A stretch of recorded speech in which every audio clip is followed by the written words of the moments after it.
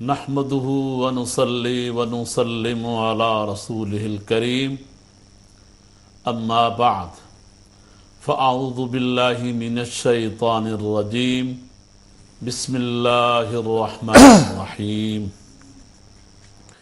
إنا أنزلناه في ليلة مباركة إنا كنا منذرين فيها يفرق كل أمر حكيم صدق الله مولانا العظيم اللهم صل وسلم على سيدنا ومولانا محمد وعلى آل سيدنا وأصحاب سيدنا محمد كما تحب وترضى بأن تصلي عليه صلاة وسلاما عليك يا سيدي يا رسول الله وعلى آلك وأصحابك يا حبيب الله الصلاة والسلام عليك يا سيدي يا شفيع المذنبين وعلى آلك وأصحابك يا سيدي يا رحمة للعالمين.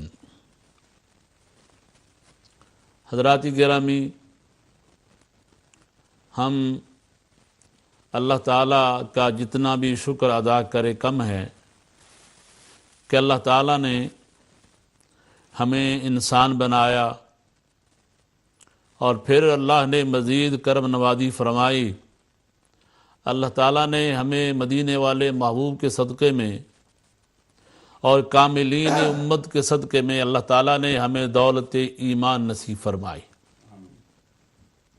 اور سب سے بڑا ہمیں جو اعزاز حاصل ہوا، اللہ کی بارگاہ سے جو انعام ملا، وہ امت محمدیہ صلی اللہ تعالیٰ علیہ وسلم میں پیدا ہونا. یہ اللہ کا یہ بہت بڑا احسان ہے، اس مالک کا اتنا بڑا کرم ہے کہ ہمیں اپنے محبوب کا امتی بنا دیا اور یوں ساری دنیا سے ہمیں ممتاز کر دیا.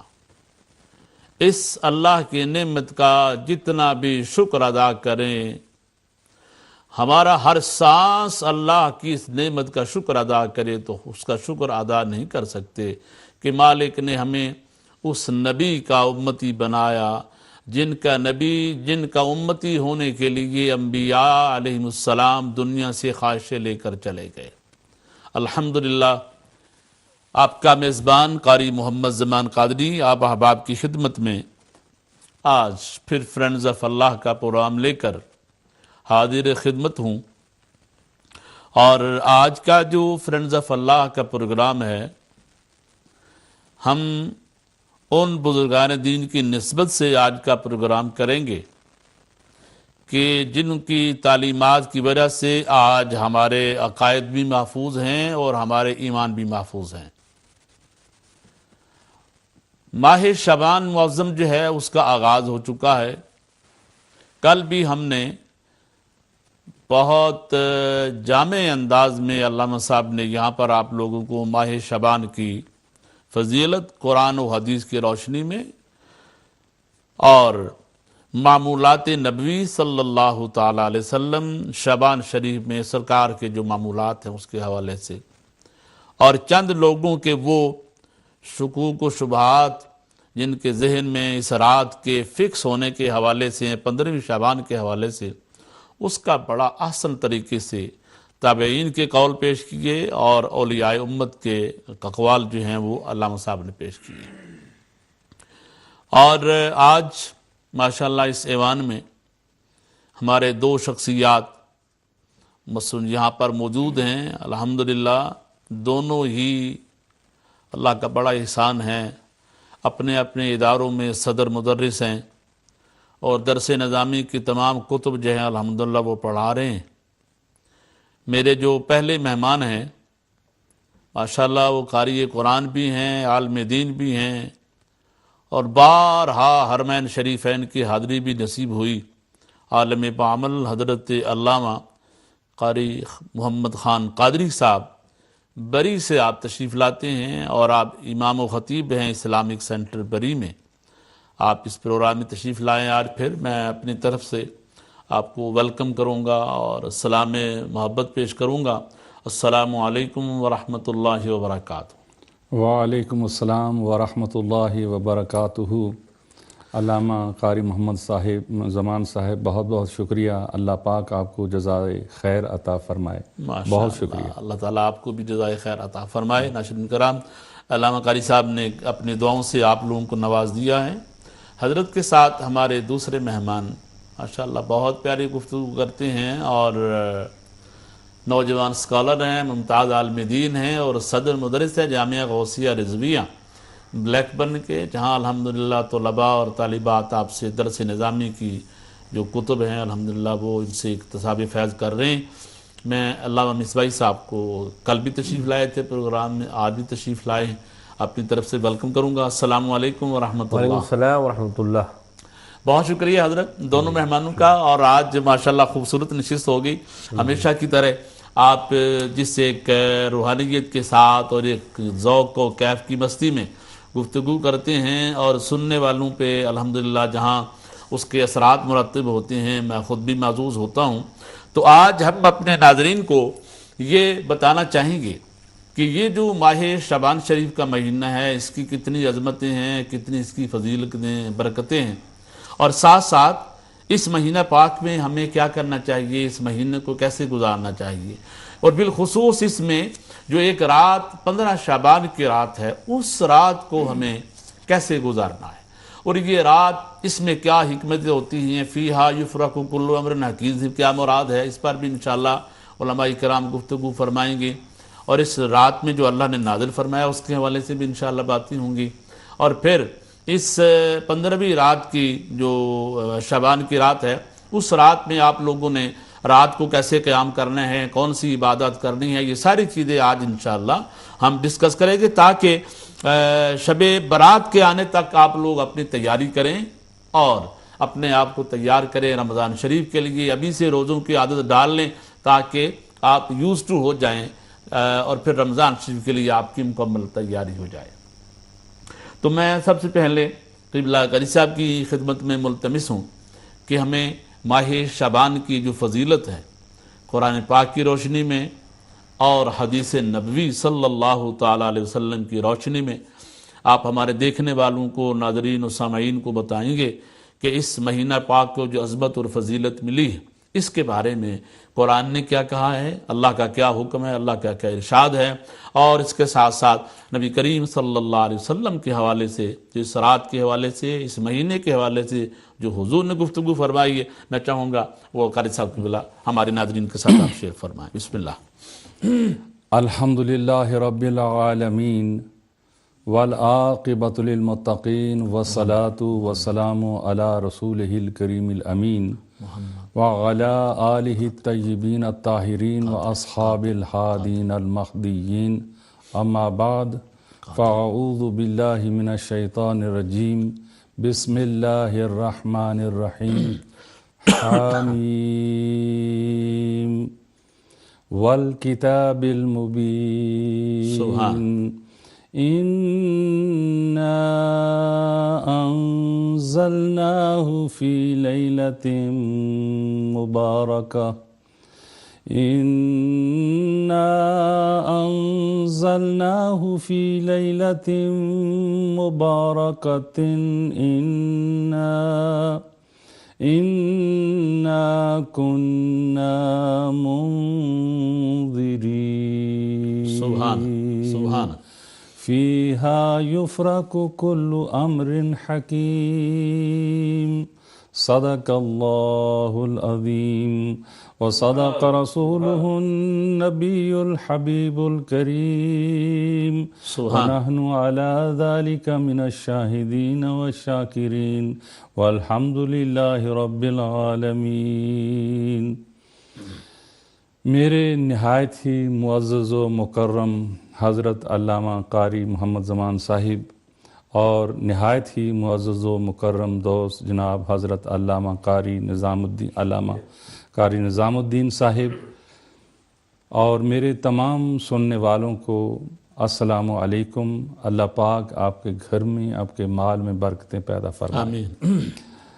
جو آیت کریمہ میں نے تلاوت کرنے کا شرف حاصل کیا ہے، سبحان اکثر یہ آیات اس موقع پر شعبان، خاص طور پر 15 شعبان کے متعلق یہ تلاوت کی جاتی ہیں جی، اور اس کا جو مفہوم حامیم حروف مقطعات ہیں، اور حروف مقطعات کے بارے میں یہ ہے کہ ان کے بارے میں اللہ اور اللہ کا رسول جانتا ہے، سبحان، یا اللہ کے رسول کے بتانے سے جن لوگوں کو اس کے بارے میں پتہ ہے وہ جانتے ہیں، سبحان، سبحان، اور ان کے بارے میں ان پر صرف ایمان رکھنا چاہیے۔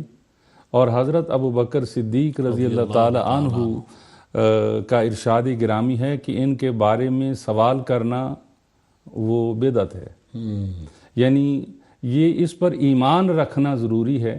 ویسے بعض نے اس کا مفہوم بھی بتایا ان کا، جی، لیکن پھر بھی وہ لکھتے ہیں واللہ عالم، یہ کہنے کے بعد صحیح، تو یہ حامیم جہاں یہ جو کہا اس کے بارے میں ہا سے بعض نے مراد حیون لکھا اور میم سے مراد قیوم لکھا۔ سبحان، اور ارشاد باری تعالیٰ ہے کہ والکتاب المبین، اس واضح کتاب کی قسم، سبحان، یہاں اللہ تعالیٰ نے قسم یاد فرمائی ہے، بعض لوگ قسم اٹھائی کا، بعض یاد فرمائی کا، سبحان، یعنی بہرحال جون سی بھی اللہ تعالیٰ کی شان کے مطابق سبحان، اللہ تعالیٰ نے اس کی قسم یاد فرمائی اور ارشاد فرمایا انا انزلناہ فی لیلۃ مبارکہ، کہ بے شک ہم نے نازل کیا اسے لیلۃ المبارکہ میں، سبحان، برکت والی رات میں اسے ہم نے نازل کیا، اور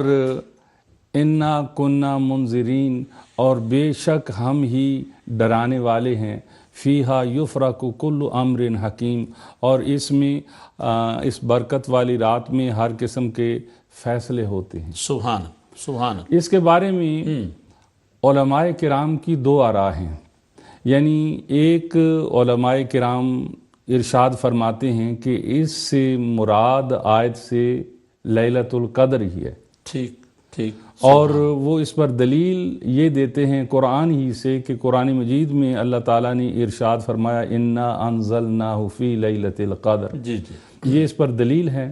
اور پھر دوسری جگہ پر ارشاد باری تعالیٰ ہے کہ شہر رمضان الذی انزل فیہ القرآن، جی، تو یہ 2 شہادتوں کی بنا پر وہ کہتے ہیں کہ اس سے مراد لیلۃ القدر ہی ہے۔ ٹھیک، مگر شعبان مبارک جو ہے اس کی پورے مہینے کے فضائل بہت سے آئے ہیں، اور 15 شعبان کے بارے میں بھی بہت سے جو فضائل ہیں وہ آئے ہیں، بہت سی احادیث ہیں اس کے بارے میں۔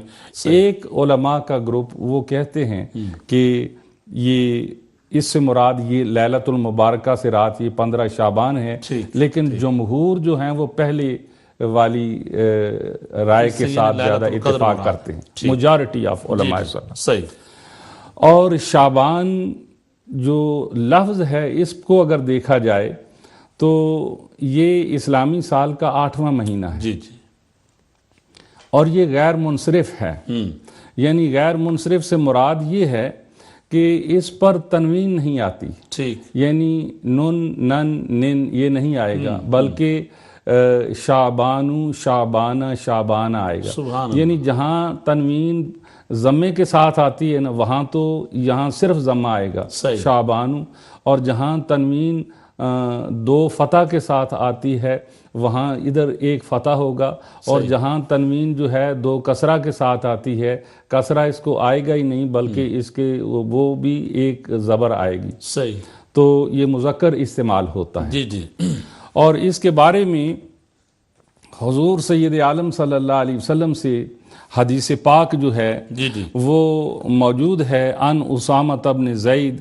رضی اللہ تعالی عنہ، حضرت اسامہ بن زید رضی اللہ تعالی عنہما نے ارشاد فرمایا قال قلت یا رسول اللہ صلی اللہ علیہ وسلم لم اراکا تصوم من شہر من الشہور ما تصوم من شعبان قال ذاک شہر یغفل الناس عنہ بین رجب و رمضان وہو شہر ترفع فیہ الاعمال الی رب العالمین واحب ان یرفع عملی وانا صائم۔ سبحان اللہ، سبحان اللہ، یہ ماشاء اللہ۔ حدیث پاک امام نسائی نے روایت کی ہے، جی اور اس کا مفہوم یہ ہے کہ حضرت اسامہ بن زید سبحان یہ دونوں ہی حضور کو بڑے پیارے تھے۔ واہ واہ، سبحان حضور کے سارے صحابہ حضور کو بہت پیارے تھے، بہت محبت تھی، اور یہ وہ اسامہ ہے جسے 18 سال کی عمر میں حضور سید عالم صلی اللہ علیہ وسلم نے بڑے بڑے جلیل القدر صحابہ کا سردار بنا دیا۔ سبحان اللہ، سبحان جب بے شک، اور اس پر لبیک جو ہے پھر ہر ایک نے کہی، اور اس وقت سردار حضرت ابو بکر صدیق، حضرت عمر فاروق، حضرت عثمان غنی، حضرت علی مرتضیٰ جیسے جلیل القدر خلفاء جو ہوئے ہیں، ان کی موجودگی میں اس اسامہ کو جو ہے وہ سردار بنایا، جنرل بنایا ایک فوج کا۔ اور بعض ساتھیوں نے یہ جب کہا کہ یہ عمر میں ذرا چھوٹا ہے، تو حضور سید عالم صلی اللہ علیہ وسلم نے ارشاد فرمایا کہ تم اس کے بارے میں یہ بات نہ کہو، میں یہ تعویل کر کے یہ بات کر رہا ہوں، کیونکہ حضور نے فرمایا کہ تم اس کے باپ کے بارے میں بعض دفعہ کچھ کہتے تھے، لیکن میں ان کو سمجھتا ہوں، میں انہیں جانتا ہوں، اور میں نے جو کیا ہے وہ سوچ سمجھ کر کیا۔ اللہ اکبر، اللہ۔ تو یہ اسامہ بن زید ہیں، اور یہ کہتے ہیں کہ میں نے حضور سید عالم صلی اللہ علیہ وسلم سے پوچھا، قلت I said، میں نے کہا جی یا رسول اللہ صلی اللہ علیہ وسلم، اے اللہ کے رسول، لم اراکا تصوم من شہر من الشہور، میں آپ کو نہیں دیکھتا کہ شہروں مہینوں میں سے روزے رکھتے ہوئے ما تصوم من شعبان، جو شعبان میں آپ روزے رکھتے ہیں ان کے ایسے روزے میں کسی اور مہینے میں آپ کو رکھتے ہوئے نہیں دیکھتا۔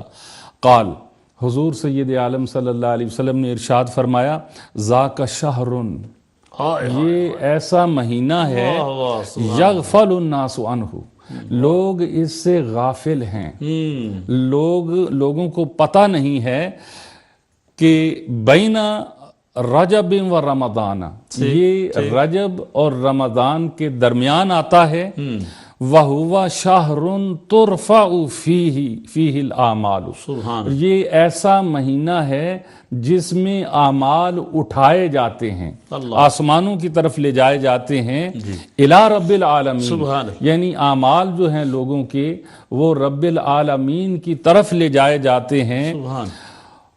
اور حضور نے ارشاد فرمایا، وَأُحِبُّ، اور میں پسند کرتا ہوں، میں چاہتا ہوں، ان یرفع عملی وانا صائم، یہ کہ میرے جب اعمال اٹھائے جائیں تو میں روزہ سے ہوں۔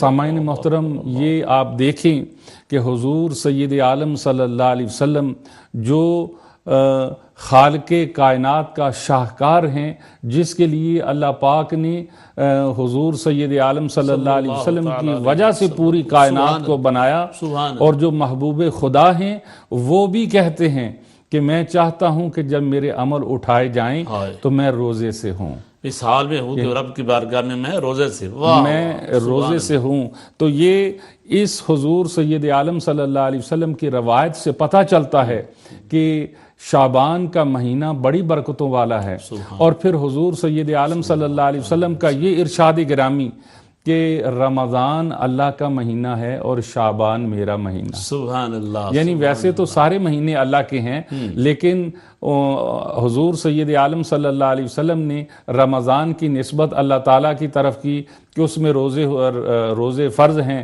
تو وہ سارے جو ہیں اس میں عمل ہوتے ہیں، تو یہ گویا سمجھ لو کہ اس میں میری عبادت خاص ہوتی ہے، میری وجہ سے جو عبادت میں کرتا ہوں تم بھی میرے نقش قدم پر چلو، اور اسی طرح اس میں یہ عمل کرو جس طرح میں کرتا ہوں۔ تو گویا عمل مصطفیٰ صلی اللہ علیہ وسلم سے پتہ چلا جی کہ اس مہینہ پاک کی کتنی فضیلت ہے، کتنی فضیلت کہ ہے، حضور نے فرمایا شعبان و شہری، یہ میرا مہینہ ہے، میرا مہینہ ہے، تذکیر کے ساتھ اور محبت کے ساتھ حضور کو اس مہینے کی طرف نسبت کرنا۔ جی تو اور ایک یہاں پہ آپ علماء کی دعا سے مسئلہ یہ بھی ثابت ہو گیا کہ کچھ احباب یہ کہتے ہیں جی کہ کسی چیز پہ کسی اور کا نام آ جائے تو وہ غیر اللہ ہو جاتی ہے، جی تو جی اس نسبت سے یہ بھی پتہ تو چلا یہ تو روایت عام ہے، اس سے یہ پتہ چلا جی کہ جی حضور بالکل نے یہ فرمانا کہ یہ میرا مہینہ ہے، یہ میرا تو مہینہ مطلب اگر ہم ربیع الاول سے پیار کرتے ہیں یا رمضان شریف سے پیار کرتے ہیں تو یہ کوئی نئی بات نہیں، جی نسبتوں کا جو کام ہے یہ ہمارے آقا دو عالم صلی اللہ علیہ وسلم کی ماشاءاللہ تعلیمات ہے۔ جی سبحان اور دوسرا پھر اس میں ایک اور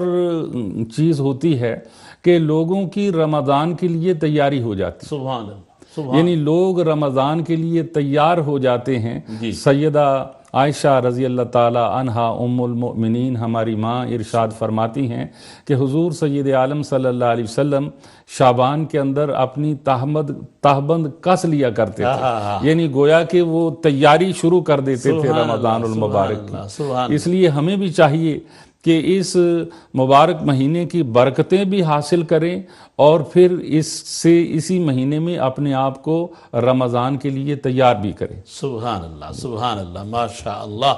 ناظرین کرام، آپ نے قبلہ قاری صاحب سے ماہ شعبان کی فضیلت قرآن پاک کی روشنی میں اور حدیث مصطفیٰ صلی اللہ تعالی علیہ وسلم کے سلسلے میں آپ لوگوں نے قبلہ قاری صاحب کی بھی پہلا ہمارا سیشن ہے، اس کی میں آپ کے سماعت فرمائی قبلہ قاری صاحب کی گفتگو، اور بڑی پیاری بات کی کہ ماہ شعبان کی فضیلت اس سے اور زیادہ کیا ہوگی کہ امام الانبیاء صلی اللہ علیہ وسلم نے فرمایا یہ میرا مہینہ ہے، اور ہر بندے کو اپنے دوست کے ساتھ اپنے محبوب کے ساتھ محبت ہوتی ہے، اور آقا دو عالم صلی اللہ تعالی علیہ وسلم کے ساتھ ایک امتی کا، ایک ایمان والے کا رشتہ وہی ہونا چاہیے کہ محبوب کے ساتھ محبت ہے تو پھر محبوب کی ہر ادا کے ساتھ محبت بھی ہونی چاہیے۔ سبحان اللہ۔ تو ہمیں یہ تعلیمات حضور علیہ السلام سے ملتی ہیں، تابعین سے ملتی ہیں کہ ماہ شعبان کی کتنی فضیلت ہے، کتنی برکتیں ہیں، عظمتیں ہیں۔ تو ماشاءاللہ، اور خاص کر کے اس ماہ مبارک میں حضور نے جو رمضان سے آنے پہلے ایک خاص خطبہ ارشاد فرمایا تھا، وہ میں علامہ نظام الدین صاحب سے ملتمس ہوں، حضرت نے کل فرمایا تھا کہ انشاءاللہ ہم کل کے بیان میں، آج کے پروگرام میں اس کو بیان کریں گے کہ ہم دیکھتے ہیں جب ہمارے علماء کرام جب واز کرتے ہیں، کوئی خاص بات کہنا ہوتی تو ناظرین کو کہتے ہیں آپ میرے قریب ہو جائیں، ذرا آگے آگے سارے آ جائیں، تو اس سے پتہ چلتا ہے کہ کوئی خاص بات جو ہے وہ عالم دین یا ہمارے استاد یا امام صاحب کو خاص چیز بتانے والے ہیں تو وہ کہتے ہیں میرے قریب ہو جاؤ اور قریب ہو جاؤ۔ تو اس سے بات کی اہمیت کا بھی آپ کو پتہ چل جاتا ہے کہ کتنی ضروری بات ہے جس کے لیے امام صاحب یا خطیب صاحب کہہ رہے۔ ایسے ہی حضور نے بھی یہ اعلان فرمایا تھا، میں چاہوں گا علامہ مصباحی صاحب سے میں انشاءاللہ سنوں گا، اور آپ سے بھی ملتمس ہوں جیسے کل آپ نے ماہ شعبان کی فضیلت بیان فرمائی قرآن و حدیث کی روشنی میں اور بزرگان دین کے تابعین کے اقوال سے، میں چاہوں گا مزید آج اس پہ پہلی تھوڑی گفتگو کر لیں ماہ شعبان کی فضیلت کے حوالے سے، اور وہ خطبہ جو امام الانبیاء صلی اللہ تعالی علیہ وسلم نے اپنے صحابہ کو جو ہے اس ماہ مبارک میں ارشاد فرمایا، وہ بھی آقا علیہ السلام کی امت کی نظر کریں گے، اور اپنے علم اور ذوق کے سلسلے میں انشاءاللہ آپ لوگوں سے مخاطب ہوں گے جناب علامہ محمد نظام الدین مصباحی صاحب۔ بسم اللہ۔ والصلاة والسلام على نبیہ وعلى آلہ واصحابہ اجمعین۔ سبحان۔ حضرت مولانا قاری زمان صاحب کا شکریہ، ہمارے رفیق دوست حضرت علامہ مولانا محمد خان صاحب کو نے بہت ہی احسن انداز میں گفتگو فرمائی۔ سبحان۔ آپ کی فرمائش پر پہلی ہی فرصت میں آج میں نے دن میں یہ خطبہ نکال لیا ماشاءاللہ، بہت اچھا، سبحان، تاکہ کم از کم عزت بچی رہے، خوب، ورنہ تو ویسے ہی اندازن بولنا ٹھیک نہیں ہے۔ الحمدللہ۔ تو وہ آقا علیہ السلام کے جو الفاظ راویوں نے روایت کیے ہیں، بسم اللہ۔ اور امام سیوطی رحمۃ اللہ علیہ نے جامع الاحادیث کے اندر، جی، اور امام بہقی نے شعب الایمان کے اندر اس خطبے کو نقل کیا بسم ہے۔ اللہ، ارشاد۔ جب رمضان شریف کا مہینہ آ گیا تو نبی پاک صلی اللہ علیہ وسلم نے ارشاد فرمایا، ایھا الناس، اے لوگو، اللہ اللہ، قد اولکم شہر رمضان، آپ نے ارشاد فرمایا کہ لوگو رمضان کا مہینہ تم پر سایہ فگن ہو گیا ہے۔ سبحان اللہ، سبحان اللہ، کتنی پیاری بات کیا فرمائی۔ حضور کی سبحان مبارک اللہ، زبان سے سبحان کہ تم پہ سایہ زبان مصطفیٰ سے نکل رہا ہے۔ سبحان اور اللہ، ایک سبحان نقطے کی بات یہاں عرض کروں، اللہ، واہ واہ، رمضان ایک قول کے مطابق اللہ کا نام ہے، سبحان اللہ، اسی لیے اس طرح بولنا بعض علماء نے منع کیا ہے کہ رمضان آ گیا۔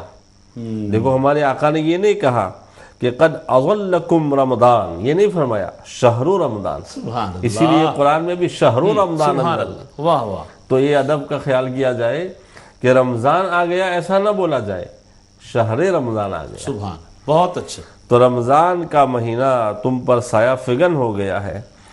پھر فرمایا شہر عظیم، اچھا، یہ کیسا مہینہ ہے؟ بڑا عظیم الشان مہینہ ہے۔ سبحان اللہ، شہر عظیم، شہر عظیم، یہ تنوین جو ہے تعظیم کے لیے ہے، شہر عظیم یعنی عظیم کے ساتھ اور پھر تنوین کے ساتھ، تو اس میں تاکید بالائے تاکید ہے کہ بہت عظمت والا مہینہ ہے۔ شہر فیہ لیلۃ خیر من الف شہر، فرمایا کہ یہ ایسا مہینہ ہے کہ جس میں ایک رات ایسی ہے جو 1000 مہینوں سے بہتر ہے۔ اللہ اللہ اللہ اللہ، آقا علیہ السلام نے اس مہینے کی عظمت کو بیان کرنے کے لیے لیلۃ القدر کا تذکرہ فرمایا کہ اس مہینے کی خوبی اگر تمہیں سمجھنی ہے تو سمجھ جاؤ کہ یہ مہینہ کتنا عظیم ہے کہ رب کائنات وحدہ لا شریک نے اس مہینے میں ایک ایسی رات، اللہ، رات رکھی۔ سبحان اللہ، کسی اور مہینے میں رکھی جا سکتی تھی، واہ واہ واہ، مگر رمضان کی عظمت کا عالم یہ ہے کہ اس مہینے میں لیلۃ القدر کو رکھا گیا۔ سبحان سبحان، پھر آگے آپ نے فرمایا جعل اللہ صیامہ فریضہ، اللہ تعالیٰ نے اس مہینے کے روزوں کو فرض قرار دیا ہے۔ وقیام لیلہ تطوعا، اور تراویح کو نفلی عبادت ٹھہرایا ہے۔ سبحان، یعنی امام اعظم رحمۃ اللہ علیہ کے نزدیک جو ہے تراویح پڑھنا یہ واجب ہے، ٹھیک، اور جماعت کے ساتھ پڑھنا یہ بہتر ہے۔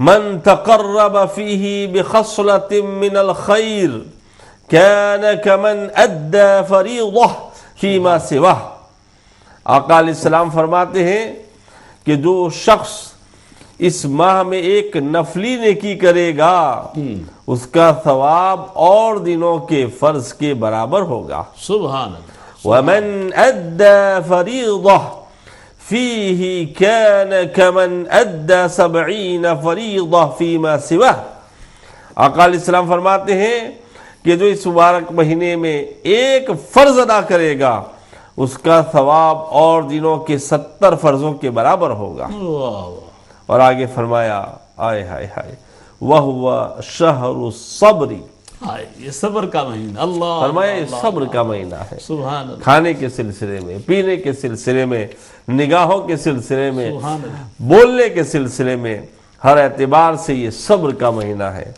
اور فرمایا کہ یہ صبر ہے تو اس کا ریوارڈ کیا ہے؟ فرمایا وَالصَّبْرُ ثَوَابُهُ الْجَنَّةِ، صبر اس کا ثواب جنت ہے۔ سبحان سبحان، کوئی بیمار ہے اپنی بیماری پہ صبر کرے تو کیا ملے گا اسے؟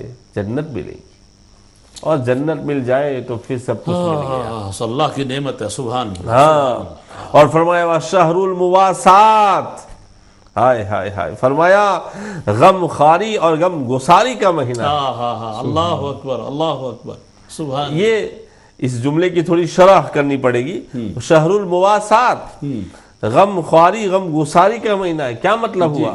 مطلب یہ ہوا کہ گرد و پیش کے اندر، اور چلو یہاں نہیں تو دوسری جگہ پر جہاں سے آپ بلونگ ہیں، صحیح، دیکھو کون غریب ہے، کون محتاج ہے، صحیح، کس چیز کی اس کو ضرورت ہے۔ تم تو یہاں پر شام کو قسم قسم کے کھانے سجا کے اللہ کی بیٹھے بے ہو، شمار نعمتیں، لیکن سبحان اللہ، کچھ لوگ ایسے بھی ہوں گے جو ایک پکوڑے کے لیے ترس رہے ہوں گے، تو رمضان آنے سے پہلے ہی اپنی زکوٰۃ ہی کے ذریعہ ان کا خیال کرنا اور ان کے روزوں کا اہتمام کر دینا، اس لیے کہ یہ شہر المواسات ہے۔ ایک دن نہیں، 2 دن نہیں، پورا مہینہ شہر فرما دیا۔ سبحان، پورے مہینے میں ہر آدمی اپنی طاقت کے مطابق جو ہے اللہ کے راستے میں خرچ کرے۔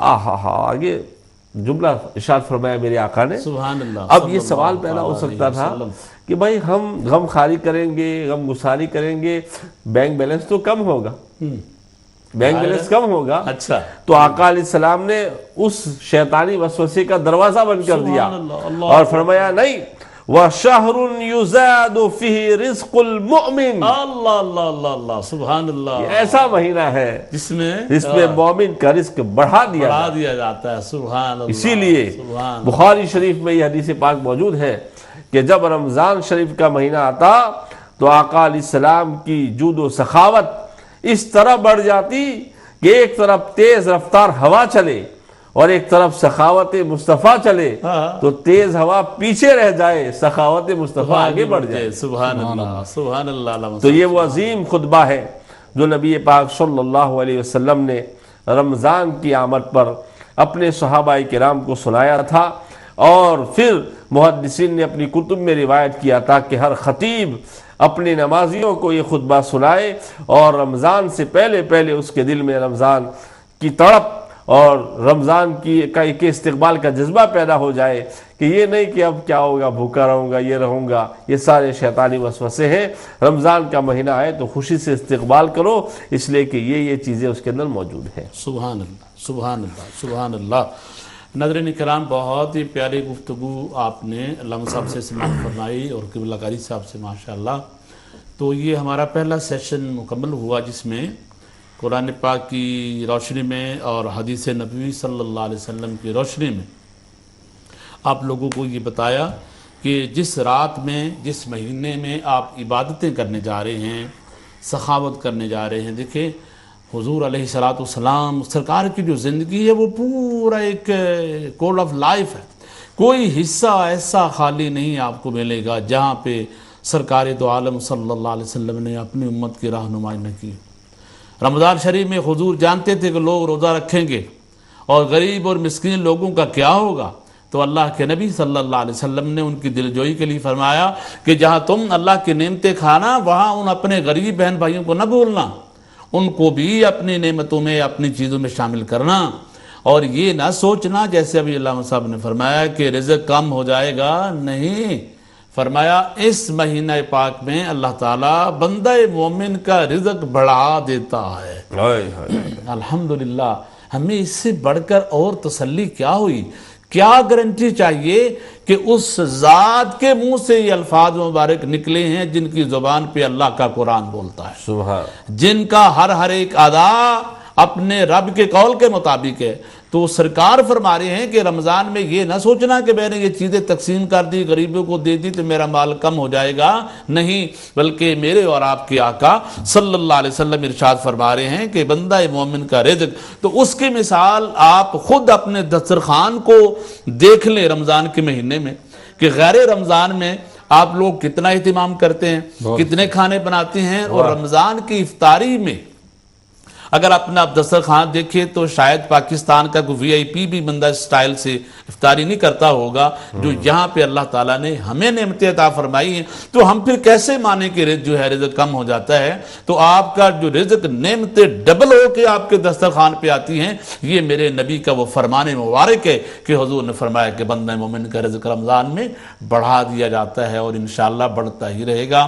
اللہ تعالیٰ ہمیں غربا, مساکین, یتامہ کے ساتھ حسن سلوک کرنے کی اور سنت نبوی کی روشنی میں اللہ اس پر عمل کرنے کی توفیق عطا فرمائے. انشاءاللہ بریک کے لیے مجھے کہا جا رہا ہے, بریک لیتے ہیں اور بریک سے واپس آ کر ہم آپ کو بتائیں گے کہ ان راتوں میں آپ نے کیا پڑھنا ہے, کتنے روزے رکھنے ہیں, نوافل کرنے ہیں, اور پھر اس رات میں اللہ تعالیٰ کتنی تعداد میں مسلمانوں کو جہنم سے آزاد کر دیتا ہے, ان کو جنت کی سرٹیفکیٹ مل جاتے ہیں. یہ ساری چیزیں بریک کے بعد شامل کریں گے, اور بریک کے بعد آپ لوگوں کے لیے ہماری کال جو ہیں وہ اوپن لائیو کال آپ کے لیے کھول دی گئی ہیں. آپ لوگ سوالات قائم کریں گے, انشاءاللہ ہمارے دونوں جو مہمان ہیں آپ کے سوالوں کے جواب دیں گے. ملتے ہیں چھوٹی سی بریک کے بعد, دیکھتے رہیے ہمارا پروگرام فرینڈز آف اللہ. بسم اللہ الرحمن الرحیم. محترم ناظرین, ویلکم بیک. اور بریک کے بعد آپ احباب کی خدمت میں حاضر ہوں, اور آج کا ہمارا پروگرام جو کہ فرینڈز آف اللہ کے نام سے ہے, اور آپ جانتے ہیں کہ فرینڈز آف اللہ میں ہم اولیاء کاملین کی سیرت پر, ان کی حالات زندگی پر یہاں پہ پروگرام کرتے ہیں. لیکن کیونکہ ابھی شعبان شریف کا مہینہ ہے تو ہم چاہتے ہیں کہ ہم بھی انہی اولیاء اللہ کی تعلیمات کو آج کے دن آپ لوگوں کو تک پہنچائیں کہ جن لوگوں نے ماہ شعبان میں اور بالخصوص 15ویں رات کو جو وہ معمولات کیا کرتے تھے اس کے حوالے سے ہم نے کل بھی الحمدللہ فیضان شریعہ میں بھی اور آج بھی یہ دونوں دن مجھے خاص کر کے کہا گیا کہ آپ شعبان کے حوالے سے یہ دونوں دن پروگرام کریں تاکہ لوگوں کو رمضان شریف کی جو معلومات ہے وہ بھی فراہم ہوں، اور اس سے پہلے شعبان شریف میں جو اللہ تعالیٰ کی رحمتیں بخششیں بندوں میں نازل ہو رہی، اور میرے اور آپ کے آقا صلی اللہ تعالیٰ علیہ وسلم جس محبت سے، جس ایک خاص اللہ کی محبت میں جو عبادت کرتے تھے، وہ ہمیں بھی اس کا ذوق اور ٹیسٹ جو ہے وہ مل جائے۔ تو ابھی ماشاءاللہ قبلہ قاری صاحب سے، علامہ مصباحی صاحب سے آپ لوگوں نے جو فرمان نبوی صلی اللہ تعالیٰ علیہ وسلم سماعت فرمائے ہیں، ایک ایک حرف پہ اگر آپ غور کریں تو ہزاروں کروڑ حکمتیں اس میں پوشیدہ ہیں کہ ہمارے آقا دو عالم صلی اللہ تعالیٰ علیہ وسلم کا یہ فرمانا کہ یہ شعبان کا مہینہ میرا مہینہ، رمضان اللہ کا مہینہ، سبحان اللہ، اور پھر آقا دو عالم صلی اللہ تعالیٰ علیہ وسلم کی بارگاہ میں درود و سلام پڑھنا، یہ امتی کی کتنی خوشبختی ہے۔ اور اس رات میں ہم نے دیکھا ہے کہ ہمارے بہت سارے مسلمان، قبلہ قاری صاحب، علامہ مصباحی صاحب، 15 شعبان کو یہاں پہ قبرستان جو ہے وہ لوکل گورنمنٹ سے کہہ کے وہ دروازے کھلوا لیتے ہیں، اور رات کو عبادات کرنے کے بعد ہم لوگ قبرستان میں جاتے ہیں فاتحہ خوانی کرنے کے لیے، اور وہاں پہ جا کے ایصال ثواب کرتے ہیں، قرآن خوانی کرتے ہیں، دعا کرتے ہیں۔ تو اس پر بھی ہم نے آج تھوڑی سی بات کرنی کہ کیا یہ امام الانبیاء صلی اللہ علیہ وسلم کا معمول تھا، حضور جاتے تھے شعبان شریف کے مہینے میں قبرستان میں، یا جنت البقیع میں حضور تشریف لے جاتے تھے؟ اس پر بھی بات کریں گے تاکہ کچھ وہ لوگ جو اس چیز کی طرف لوگوں کی توجہ ہٹانے میں مصروف ہوتے ہیں، یعنی وہاں پہ جانے کا کوئی فائدہ نہیں، کچھ وہ مرنے والوں کو کوئی فائدہ نہیں ہوتا، تو اس طرح کی باتیں بھی کرتے ہیں۔ ہم چاہتے ہیں کہ اس رات کو جو مرحومین دنیا سے چلے گئے ہیں ان کو ثواب سے محروم نہ رکھا جائے، بلکہ ان کے لیے دعائے مغفرت کا اہتمام کیا جائے۔ اس پر بھی آپ لوگوں نے بات کرنی ہے، اور ایک خاص جو سوال ہے وہ بھی ہم نے کرنا ہے کہ یہ اتنے عظمتوں والا، برکتوں والا اور رب کی رحمتوں کا مہینہ، لیکن 15 شعبان کی رات میں کچھ ایسے بھی لوگ بدبخت ہوں گے جو اس رات کو بھی نہیں بخشے جائیں گے۔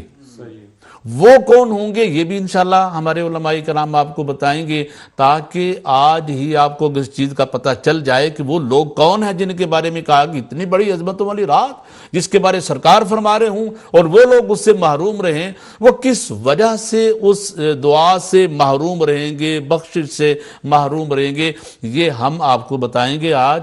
خدا را اس شب بارات کی رات آنے سے پہلے اگر وہ چیزیں آپ میں پائی جا رہی ہیں کسی میں بھی، کسی مسلمان میں بھی، تو وہ دور کر لیں تاکہ اس رات کی جو رحمتیں برکتیں ہیں اس سے آپ کہیں محروم نہ رہ جائیں۔ تو میں ابھی چاہتا ہوں کیونکہ شعبان شریف کا مہینہ بھی ہے اور حضور کی بڑی پیاری پیاری میٹھی میٹھی باتیں علامہ مصباحی صاحب نے، قبلہ قاری صاحب نے بیان کی، امام احمد رضا فاضل بریلوی رحمت اللہ تعالی علیہ، آپ کا عشق جو ہے حضور کے ساتھ جو محبت ہے اس کے کیا کہنے، اور امام کا ایک اپنا انداز ہے حضور کی بارگاہ میں حاضری کا، اس کے ذکی شاہ جی میں 2-3 اشعار پیش کروں گا انشاءاللہ، اور اس کے بعد پھر سوالات جو ہیں وہ قبلہ قاری صاحب کی طرف علامہ مصباحی صاحب جائیں گے انشاءاللہ، کلام سنے کے اس ذوق میں اور خوبصورتی سے انشاءاللہ آپ لوگوں کو بیان کریں گے۔ امام صاحب جو ہیں وہ سرکار کے جود و سخا کی، حضور کے کرم کی بات کرتے ہیں۔ آپ فرماتے ہیں واہ کیا جود و کرم اے شہ بدہا تیرا، واہ کیا جود و کرم اے شہ بدہا تیرا، نہیں سنتا ہی نہیں مانگنے والا تیرا، نہیں سنتا ہی نہیں مانگنے والا تیرا، اور دھارے چلتے ہیں عطا کے، وہ ہے قطرہ تیرا، اور تارے کھلتے ہیں سخا کے، وہ ہے ذرہ تیرا، تارے کھلتے ہیں سخا کے، وہ ہے ذرہ تیرا، اور فرش والے تیری شوکت کا علو کیا جانے، خسروا عرش پہ اڑتا ہے پھریرا تیرا، خسروا۔ اور بڑا خوبصورت شعر آپ فرماتے ہیں، یا رسول اللہ میں تو مالک ہی کہوں گا کہ ہو مالک کے حبیب، یعنی محبوب و محب میں نہیں میرا تیرا، یعنی محبوب و محب میں نہیں میرا تیرا، اور تیرے ٹکڑوں پہ پلے غیر کی ٹھوکر پہ نہ ڈال، جھڑکیاں کھائے کہاں چھوڑ کے صدقہ تیرا، جھڑکیاں کھائے کہاں چھوڑ کے صدقہ تیرا، اور فرماتے ہیں مفت پالا تھا کبھی کام کی عادت نہ پڑی، اب پوچھتے ہیں عمل ہائے نکما تیرا، اب پوچھتے ہو عمل ہائے نکما تیرا، اور چور حاکم سے ڈرا کرتے ہیں یا اس کے خلاف، تیرے دامن میں چھپے چور نرالا تیرا، تیرے دامن میں چھپے چور نرالا تیرا، اور فرماتے ہیں تیری سرکار میں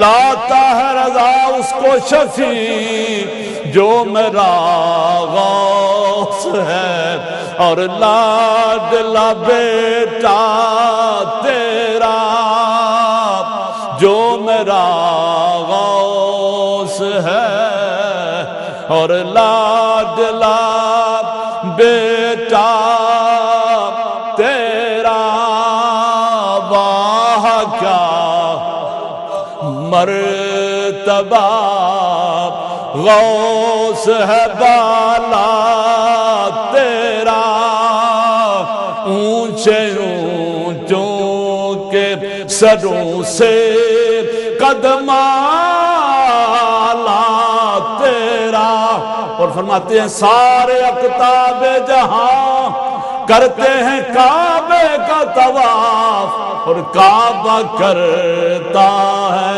طواف در والا تیرا، اور آخری شعر فرماتے ہیں اس نشانی کے جو سگ ہیں نہیں مارے جاتے، حشر تک میرے گلے میں رہے پٹا تیرا، حشر تک میرے گلے میں رہے پٹا تیرا۔ اور اس میں ایک شاعر کا شعر ہے، وہ میں شعر پڑھ کے دوسرے ایک ساتھی کا پیش کرتا ہوں۔ اس میں وہ کہتے ہیں کہ صاحب فضل ہوا جس کو نوازا تو نے، اور حشر میں بھی نہ اٹھے گا کبھی مارا تیرا، حشر میں۔ یہ مولانا غلام مرتضیٰ صابر رحمۃ اللہ علیہ بہت بڑے ہمارے بزرگ عالم دین ہوئے، اکرنٹن میں ہوا کرتے تھے، ان کا مقطع پیش کر کے اور پھر اجازت چاہوں گا۔ کہتے ہیں کہ اپنی قسمت پہ دلگیر نہ ہو اتنا صابر، کتب چوروں کو بنا دیتا ہے آقا تیرا، غوث کونین ہے دربار نرالا تیرا۔ جی قبلہ قاری صاحب بسم اللہ۔ قاری صاحب ایک منٹ صرف، جی بسم اللہ۔ جب غوث پاک کا تذکر آ گیا ہے، ایک وہ بات سبحان اللہ، جو عموماً بیان نہیں ہوتی، بسم اللہ بسم اللہ، علامہ عبد القادر اربلی سبحان اللہ، اپنی کتاب تفریح الخاطر میں واہ واہ، بیان فرماتے ہیں، سبحان، کہتے ہیں کہ جب آقا علیہ السلام نے فرمایا تھا حضرت اویس قرنی سے اللہ اکبر، کہ جانا، سبحان اللہ، اور آقا علیہ السلام حضرت عمر حضرت علی سے فرمایا تھا رضی اللہ تعالیٰ عنہ کہ امت کی دعا کرانا، اللہ اللہ اللہ، جب وہ دعا کرنے لگے امت کی تو اللہ تعالیٰ نے آدھی امت کو بخش دیا۔ سبحان اللہ، اب آگے ان سے کہا گیا کہ بس تم نے جو دعا کرنی تھی وہ ہو گئی، اللہ اللہ اللہ، اب آدھی امت کی شفاعت کوئی اور کرے گا۔ اللہ اکبر، تو عرض کیا کہ مولا وہ کون ہوگا؟ سبحان اللہ، کہا کہ وہ عبد القادر غوث زماں ہوگا۔ اللہ اکبر، اللہ اکبر، تو غوث پاک کی شفاعت سے آقا علیہ السلام کی آدھی امت بخشی جائے۔ سبحان اللہ، الحمدللہ، واہ واہ، کیا مرتبہ ہے حضور شہنشاہ جیلان کا کہ آقا علیہ السلام کی آدھی امت جو رہ گئی تھی، فرمایا وہ میرے بیٹے عبد القادر جیلانی کی شفاعت سے جنت میں جائیں گے۔ سبحان اللہ، کیا کہنے غوث پاک کے سلسلے کے، آپ کی آل اولاد کی۔ اسی لیے میاں صاحب نے فرمایا تھا آل اولاد تیری دا منگتا، میں کنگال زیانی پاؤ خیر محمد تائیں صدقہ شاہ جیلانی۔ میاں صاحب بھی جانتے تھے کہ جس جوڑ کے بندے کا میں ذکر کر رہا ہوں، فرماتے ہیں توڑے رد سوال کرے سے، توڑے، وہ جو فارسی میں شعر پڑھتے ہیں نا آپ، خدایا بھکے بنی فاطمہ، اس کا میاں صاحب پنجابی میں ترجمہ کریں، کہتے ہیں کہ توڑے عرض سوال کرے سا، توڑے عرض قبولے، میں بھی دو ہی جہانی پھڑیا دامن آل رسول۔